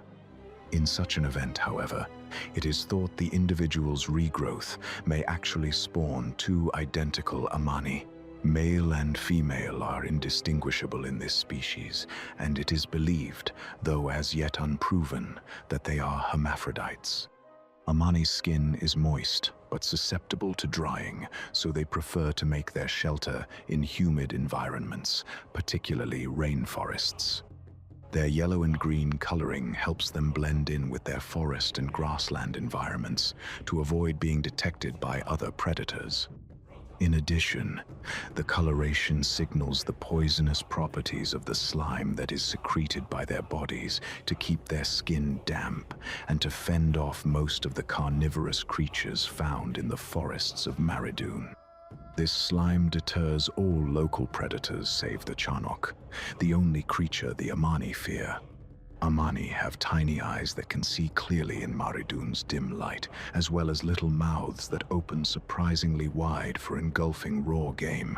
As with other worm species, Amani expel their biological waste through their mouths, although after having experienced interaction with other species, they mostly do this in private, as they have come to learn how it disturbs others. They also have a sense of smell so keen that they can detect strangers in their midst from more than 10 kilometers away. The Amani have a simple, warrior tribal culture. Each tribe controls a forest region on Maridoon, typically surrounded by grasslands. Amani refer to all non-forested areas with the same term, Gruntak. When an Amani tribe's population grows too large, the extra youth of that tribe cross the Gruntak regions to find a new section of forest to inhabit. This flight can result in battles over land rights with other Amani, called Cartels. The tribal leader, or shaman, known as the Lawkeeper, keeps stories of these struggles in a history that he often recites at special events. During Palpatine's rule, Maridoon was occupied by Imperial forces, setting in motion a series of events that changed the world and its people forever. A careless Imperial general led his troops across sacred Amani grounds, and in retaliation, the local Amani tribe waged a Takatal against the Empire. Janik Sunbar, an Imperial officer, distinguished himself during the Takatal, opening the door for an accord with the Amani leader. Unfortunately, the price of peace was high. In the agreement, the tribal leader would turn over to the Empire any Amani prisoners taken during Takatals, and in return, the Empire would stay clear of their lands. A similar arrangement was soon made with lawkeepers of other Amani tribes. As a result, many captured Amani were used as free labor in the mines of Maridoon, or scattered as slaves throughout the galaxy, forced to work at other Imperial facilities. After the Empire shifted its attention away from Maridoon, smuggling bands took over the spaceports and mining operations that the Empire abandoned, and Maridoon is now run mostly by organized crime. Many Amani have moved to the spaceports from their forest homes. Some travel off-world to conduct Takatals against humans, viewing it as a form of retribution for what the Empire did to their kind. Traditional lawkeepers see this behavior as a corruption of their traditions and do their best to train youngsters not to follow such a path. Other lawkeepers move to the cities with their youth to sell blessings and native memorabilia to off-worlders, stopping at their spaceports. And similar to the way rural Amani brought their culture to the cities, there are Amani who have taken sophisticated technology, specifically blasters, back to their traditional communities for use in conquering new tribal lands in the Cartels. Amani, as a whole, prefer to remain ignorant of galactic politics. While Amani slaves have been known to temporarily take sides, usually it is to participate in a Cartel to win their freedom or in obedience to their masters, with whom they've formed a lawkeeper bond. The best way to persuade Amani to join a cause is to convince them that their tribal honor is at stake, while showing great enthusiasm for their tales of prowess. In person, Amani are quiet and thoughtful, although they love exchanging stories. They develop fiercely loyal relationships with any leadership figures whom they consider lawkeepers, even when those people may not have their best interests in mind. Mob bosses, employers, even slave owners. In several cases, Amani have refused to leave slavery when given the opportunity because their loyalty to their masters was so intense, a trait that made the species extremely useful to the Empire.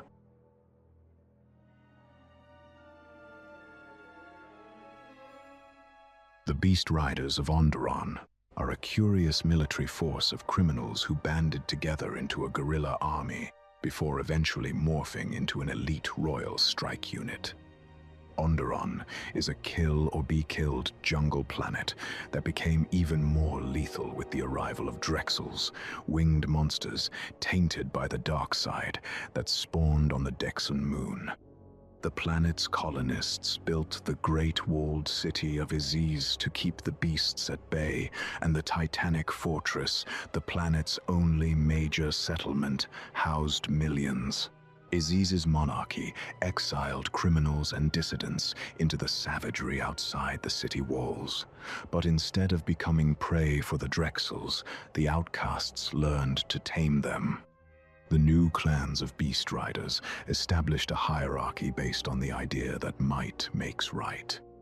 The head warlord carries the title of Beast Lord and possesses a long list of victories and the most fearsome Drexel. Dozens of clans sprang up in the Onderon wilderness, with each clan warlord paying fealty to the Beast Lord. The outcasts also tamed non-flying boma for ground raids and to guard their structures. However, the dragon-like Screeve remain untrainable, as do Onderon's Zakegs, Canox, and other predators in the planet's unforgiving ecosystem. When the Beast Rider Society grew sufficiently large, it fixed its sights on Aziz. Beast Lord Kinch Sunka launches the first attack on the walled city, triggering a war that lasts for centuries. Aziz's defenders fight back with pulse wave cannons and anti-aircraft gunnery emplacements. The outnumbered clans of the Beast Riders view the war as a crusade. They realize that they cannot hope to seize and control all of Aziz. Their goal is to breach the palace's defenses and kill the royals responsible for banishing their ancestors. Circa 4000 BBY, Beast Lord Oron Kira begins a secret romance with Galia, the princess of the Aziz ruling family. Helped by the Jedi Order, the Beast Riders overthrow the Sith-influenced monarchs King Omin and Queen Amanoa, and Oron Kira becomes the official consort of the new queen. The newfound legitimacy of the Beast Riders elevated to the status of a special aerial unit attached to Onderon's planetary defense force. During the Great Sith War, the Beast Riders chased the invading Mandalorians to the Disun moon, but payback came during the Mandalorian Wars when the Mandalorians overwhelmed Aziz's defenses and conquered Onderon. Many members of the Beast Riders perish in the campaign to unseat the Mandalorians. Its ranks were later divided during the Onderon Civil War of 3951 BBY. After Onderonian General Vaklu fails in his bid to overthrow Queen Talia, the Beast Riders, except for mercenary holdouts such as the Skelder clan, is united and reorganized under the banner of the Republic. The members of the Onderon Beast Riders are distinguished by their relationships with their flying mounts. Every aspect of their training is focused on forming bonds with their Drexels, and members of the Beast Riders consequently receive little formal training in tracking, stealth, sabotage, or hand-to-hand combat. In the air, however, they are unmatched. Drexels, also known as war beasts, are gigantic creatures with blaster-resistant hides, ferrocrete-shredding claws, and teeth that can bite the head off a rancor. The riders control their mounts through subtle shifts in body position. Drexels possess enough intelligence to identify threats and execute the corresponding aerial maneuvers drilled into them during training. Beast Rider combatants typically attack in squadrons of 10 to 24, with multiple squadrons uniting to form wings in the event of an all-out assault. Riders use cannons mounted on their Drexels' backs, and they carry handheld energy or projectile weapons. Drexels use claws and teeth to shred enemies, and the beasts employ their tremendous bulk to batter down obstacles.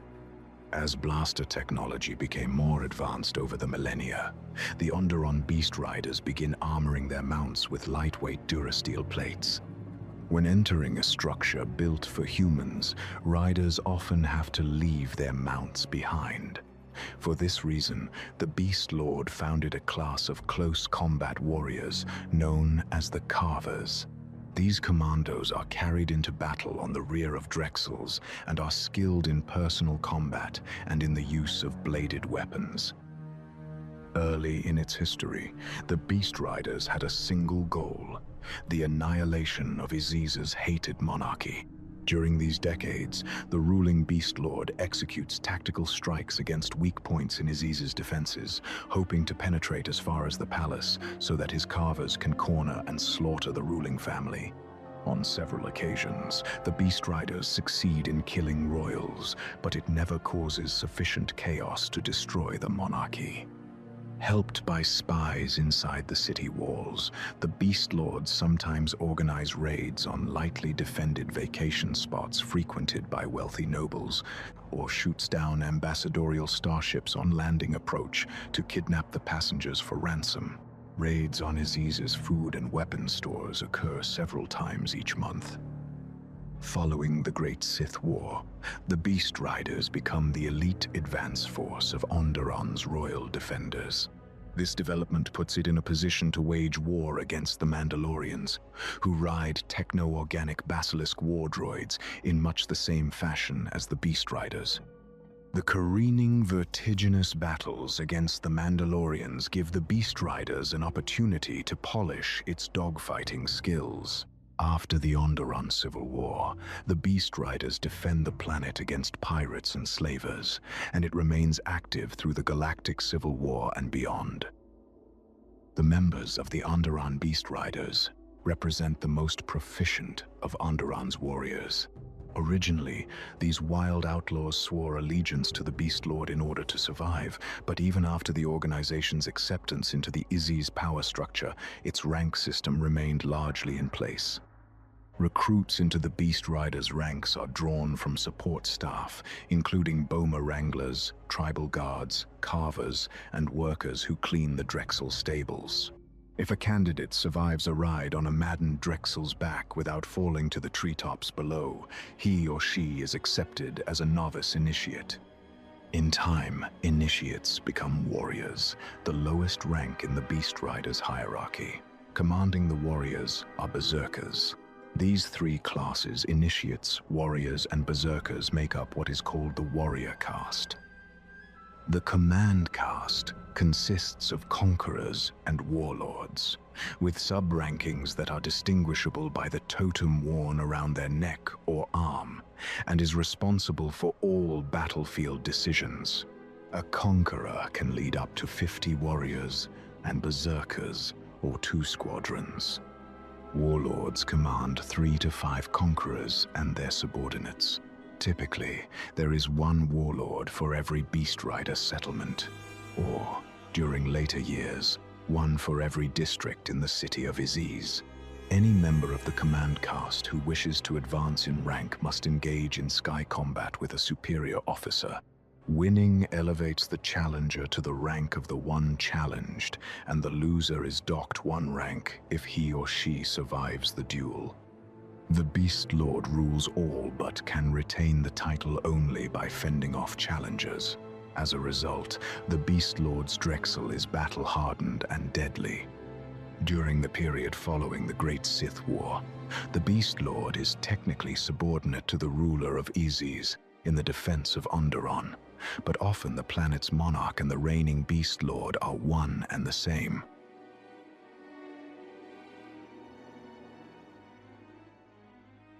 Some societies are founded on commerce, science, or art. The people of Ailon worship fighting, and their military, the Ailon Nova Guard, is one of the finest in the galaxy. Nearly 13,000 years ago, Ailon became a member of the Republic. Its people quickly realized that the eons of warfare they had endured on their homeworld had forged them into warriors without equal, at least when compared to the other species that made up the Galactic Confederation. Initially contemptuous of humans, Duros, and others, the Ailon soon grew to respect the Republic's superior technology and realized that they could serve the cause of war by fighting the Republic's enemies.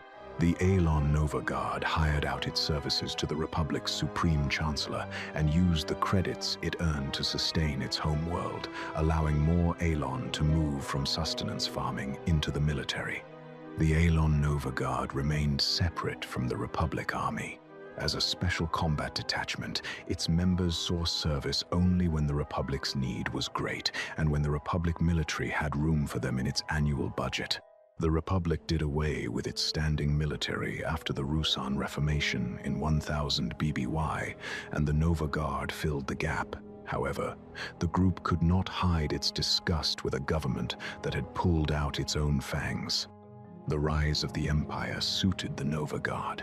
Having fought under two lenient Jedi commanders in Clone Wars debacles, such as the battles of Bassadro and Ord Canfrey, the Ailon Nova Guard gravitated toward Emperor Palpatine. Under his orders, they slaughtered the Mandalorian protectors at Norval II, and the Ailon High Marshal welcomed the chance to further serve the galaxy's iron-fisted ruler. The feeling was not mutual. Emperor Palpatine and his officers sneered at these non-humans with delusions of superiority, and they refrained from wiping out Ailon only after the act was deemed an inefficient use of the Empire's resources. Instead, the Empire kept the Nova Guard occupied by sending them on suicide missions. The Ailon High Marshal treated these assignments as great honors, believing the daunting odds to be a sign of the Imperial military's deep respect. The Empire's scheme backfired when the Nova Guard began winning even these impossible battles.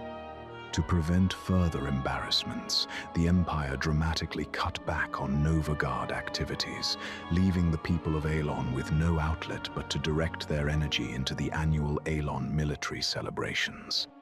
This string of events, encompassing parades, air shows, ceremonial duels, weapons displays, war games, and salutes to the martial traditions of other cultures, drew tourists from across the Inner Rim and allowed the Nova Guard to keep its units in top shape. With no active combat killing off Nova Guard soldiers, the high reproduction rate of the Ailon soon swelled their military past its capacity. At its height, the Ailon Nova Guard numbered close to 1 billion strong. Whole regiments were reassigned solely to the task of training new recruits. After the Empire showed its weakness by losing the Battle of Endor, the Nova Guard volunteered its services to the victorious New Republic.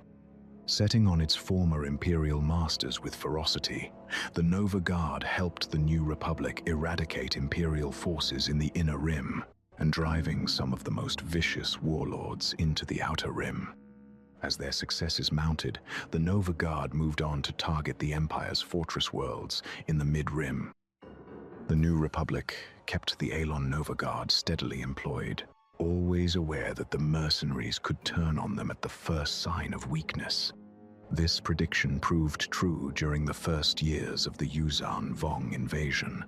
Awed by the invaders' military might, the Nova Guard helped the Yuuzhan Vong conquer the Inner Rim, Their actions earned the planet Ailon crippling economic sanctions in the post-war era. Members of the Ailon Nova Guard are drilled from birth in military history and tactics. They prize physical toughness and believe in survival of the fittest. This near-religious devotion to martial traditions ensures that the soldiers of the Nova Guard are professional under every circumstance.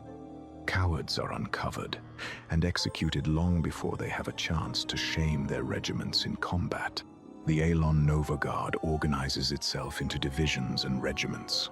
While the Nova Guard includes sea and air specialists, these mercenaries find no glory in the sterile coldness of space warfare.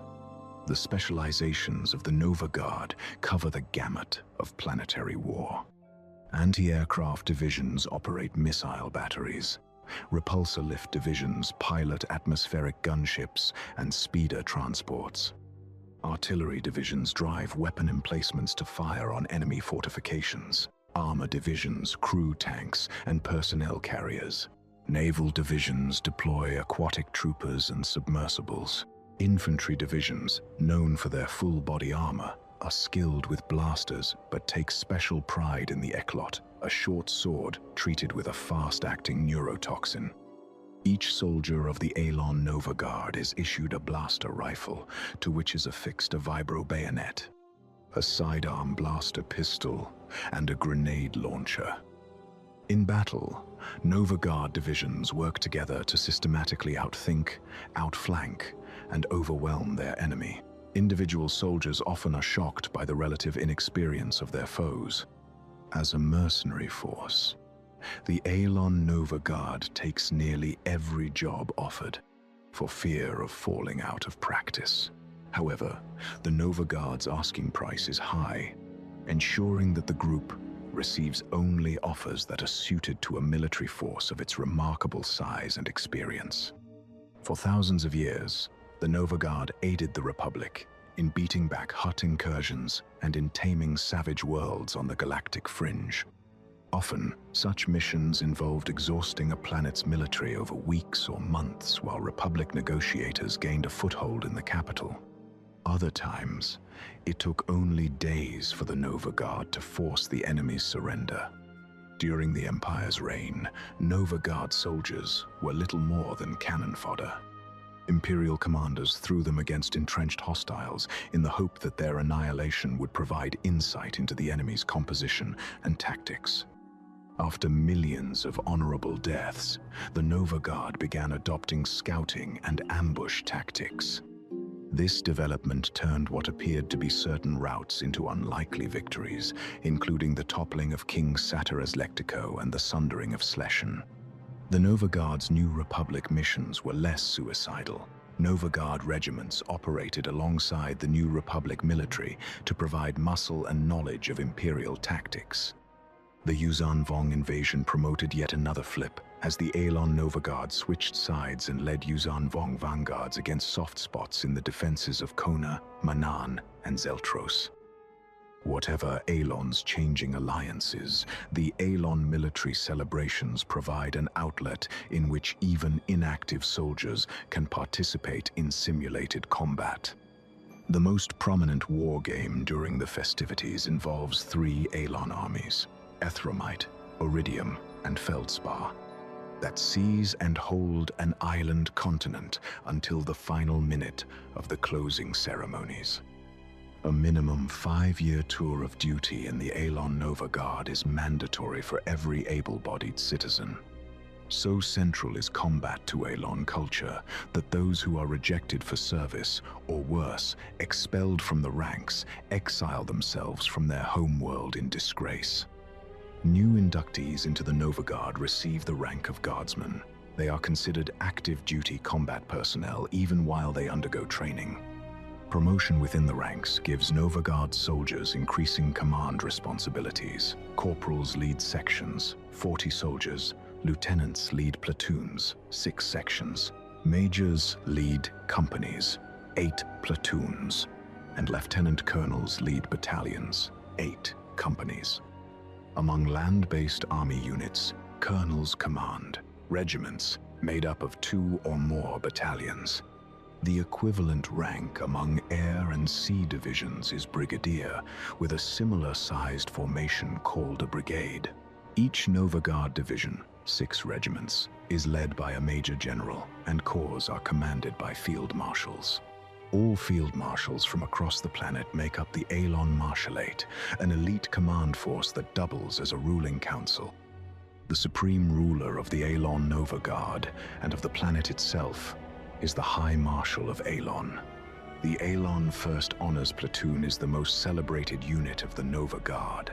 During the annual Ailon military celebrations, each guardsman of the 1st Honors Platoon carries a banner emblazoned with at least 30 battle honors, each of which commemorates a legendary war in the group's 13,000-year history. Currently, the celebrations pay tribute to more than 7,200 battle honors, and the Ailon Nova Guard doesn't intend to stop there.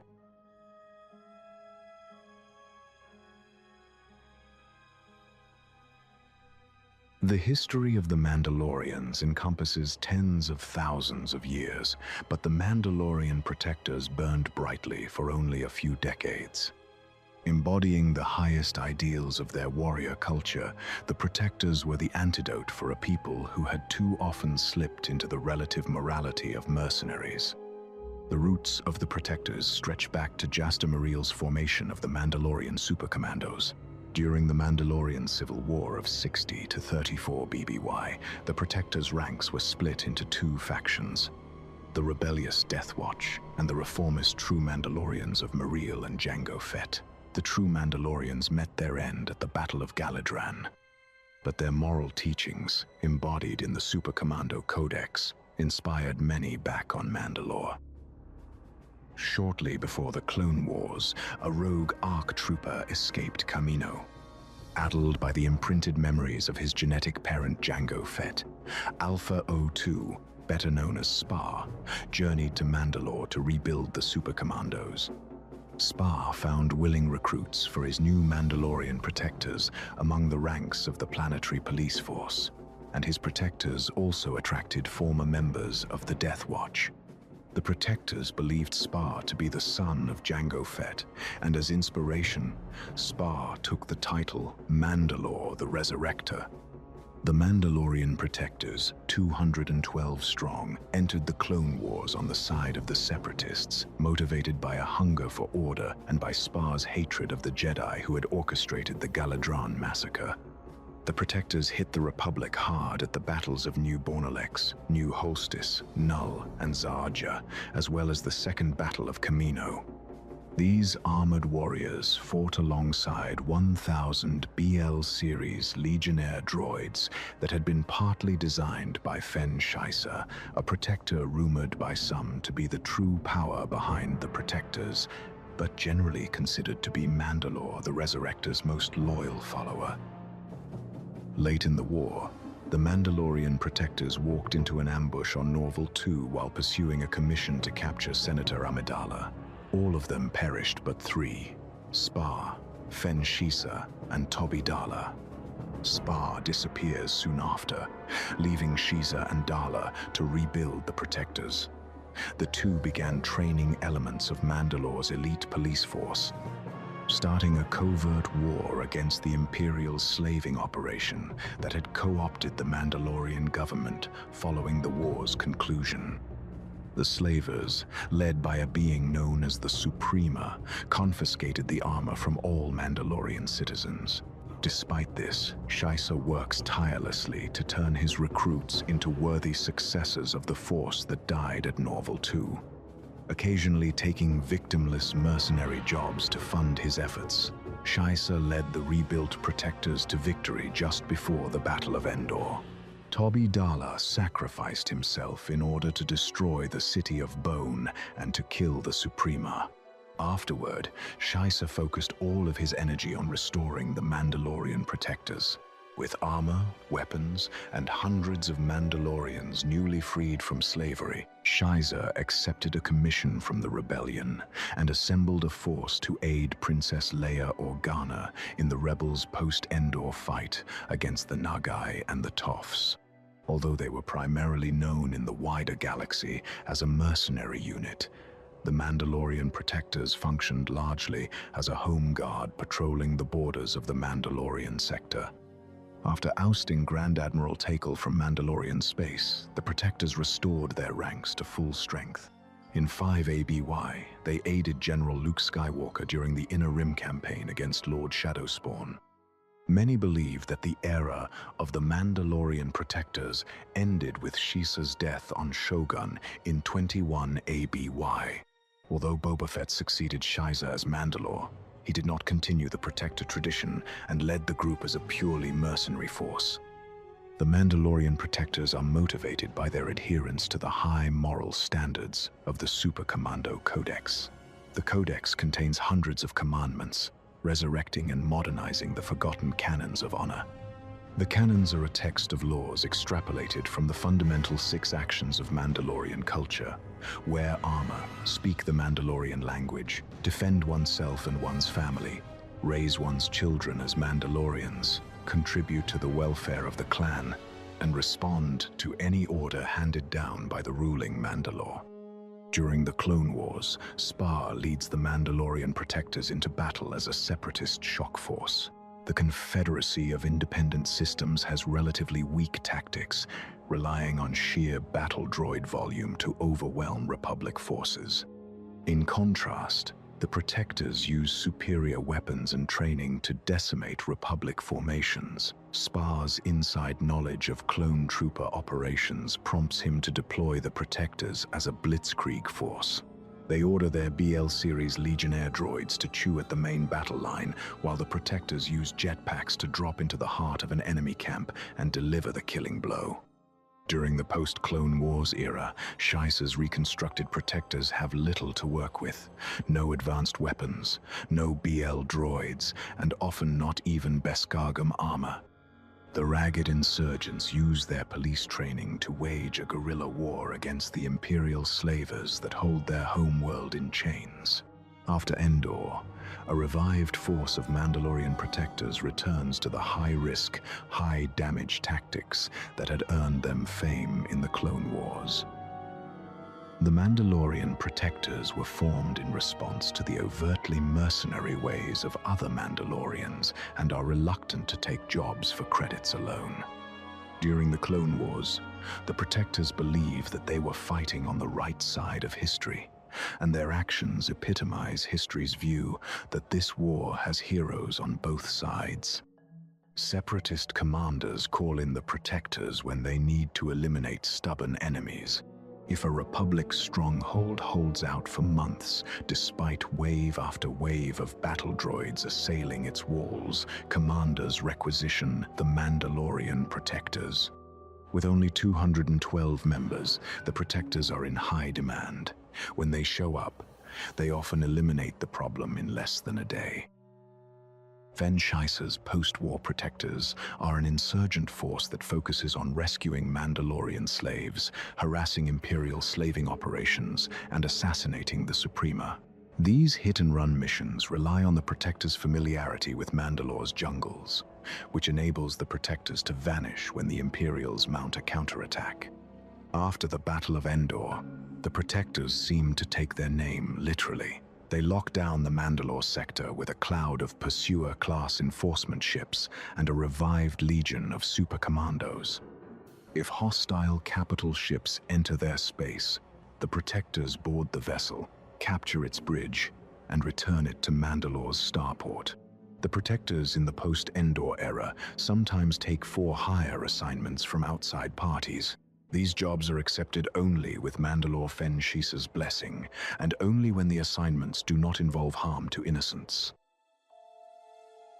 Rank is important among the Mandalorian Protectors, reflecting as it does the traditions of their disciplined warrior culture and the values of respect and obedience. The lowest rank among the Mandalorian Protectors is Private, a role that often centers around infantry duty. The next highest rank is Corporal, followed by Sergeant. The Mandalorian Protectors' Officer Corps ranks begins with Lieutenant, followed by Captain and Commander. All officers are known as Alor in Mandoa.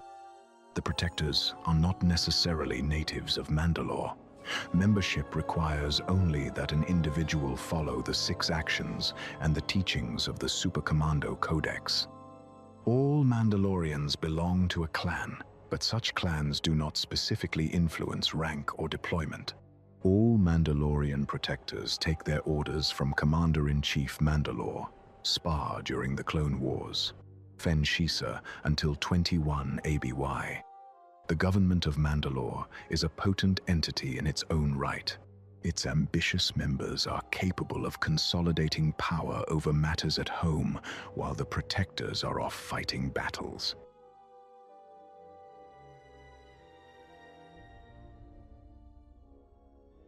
For millennia, the Hapes Consortium, an isolated cluster of stars cut off from the galaxy and rumored to house beautiful women and uncountable riches, fueled the imaginations of envious spacers.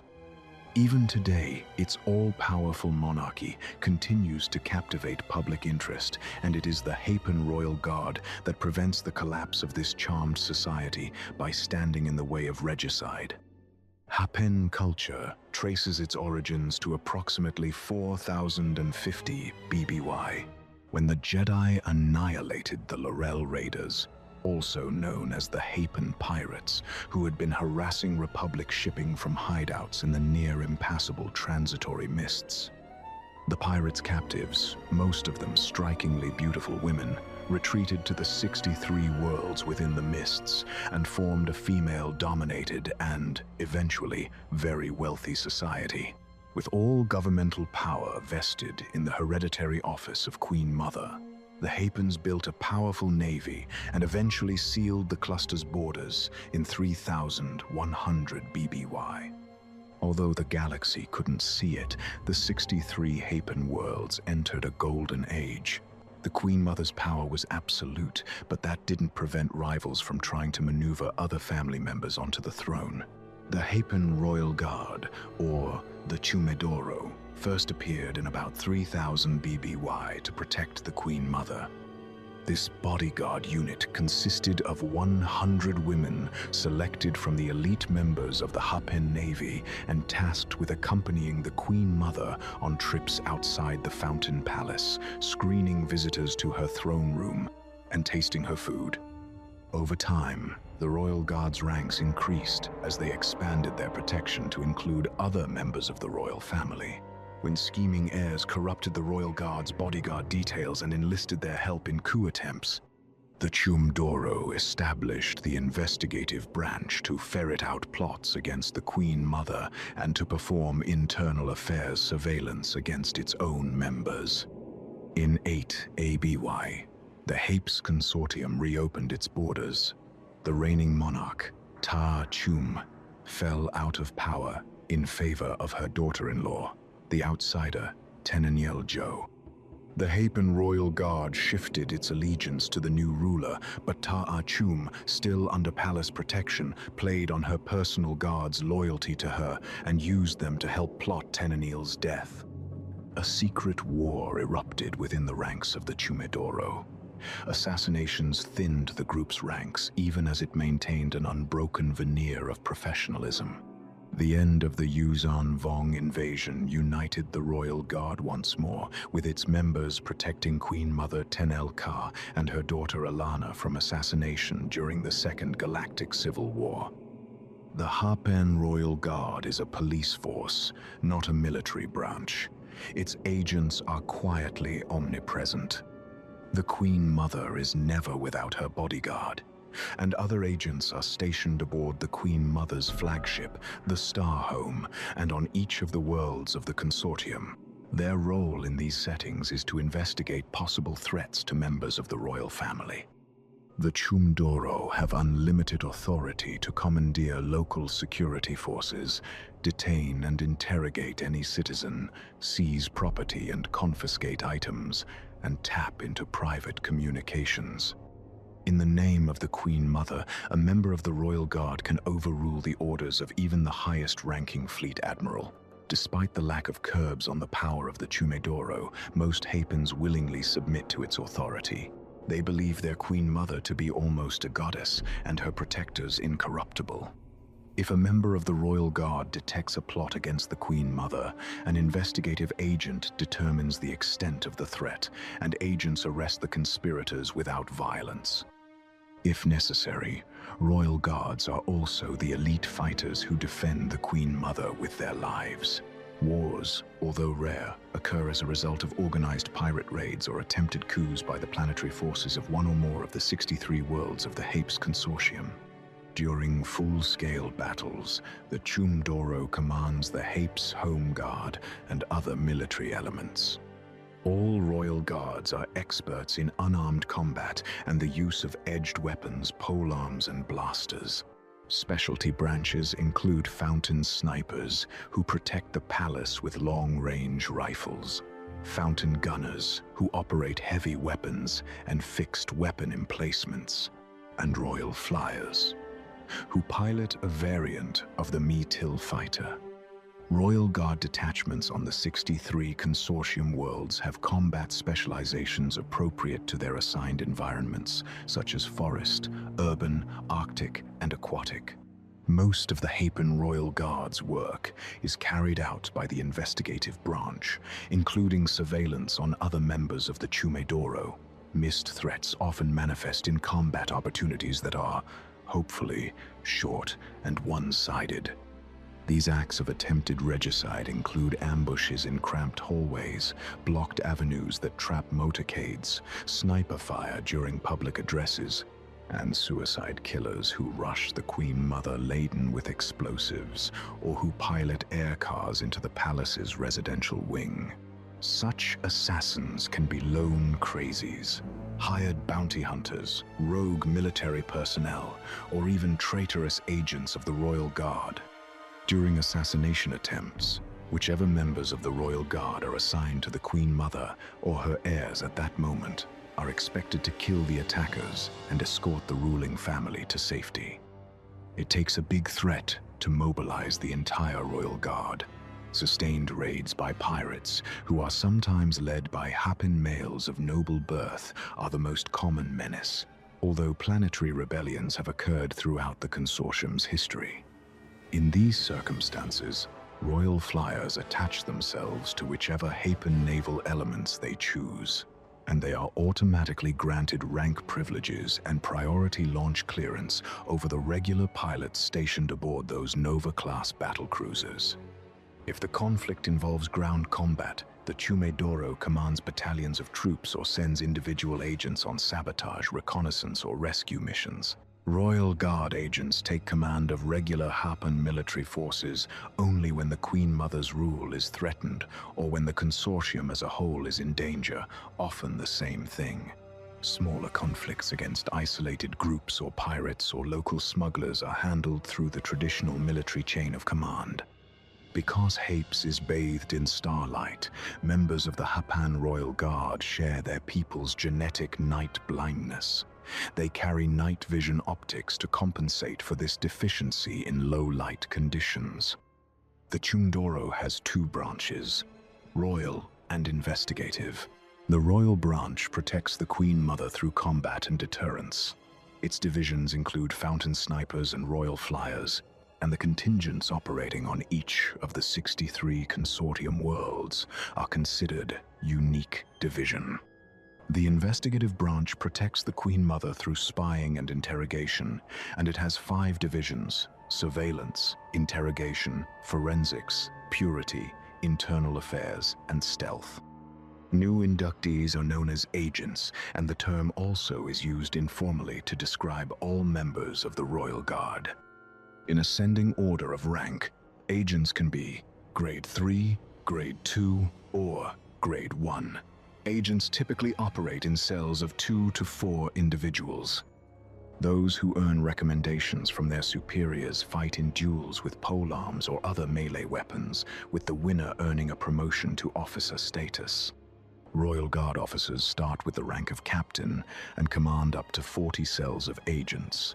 The next highest rank is Major, which is the highest rank within the investigative branch. The royal branch has one elite rank, the favored, who are considered the spiritual descendants of the original bodyguards assembled to protect the first Queen Mother. Although few in number, the favored have complete authority over the royal guard, Hapan military forces, and civilians. The ranks of the favored are 100% female, whereas the membership of the rest of the royal guard is 95% female and 5% male.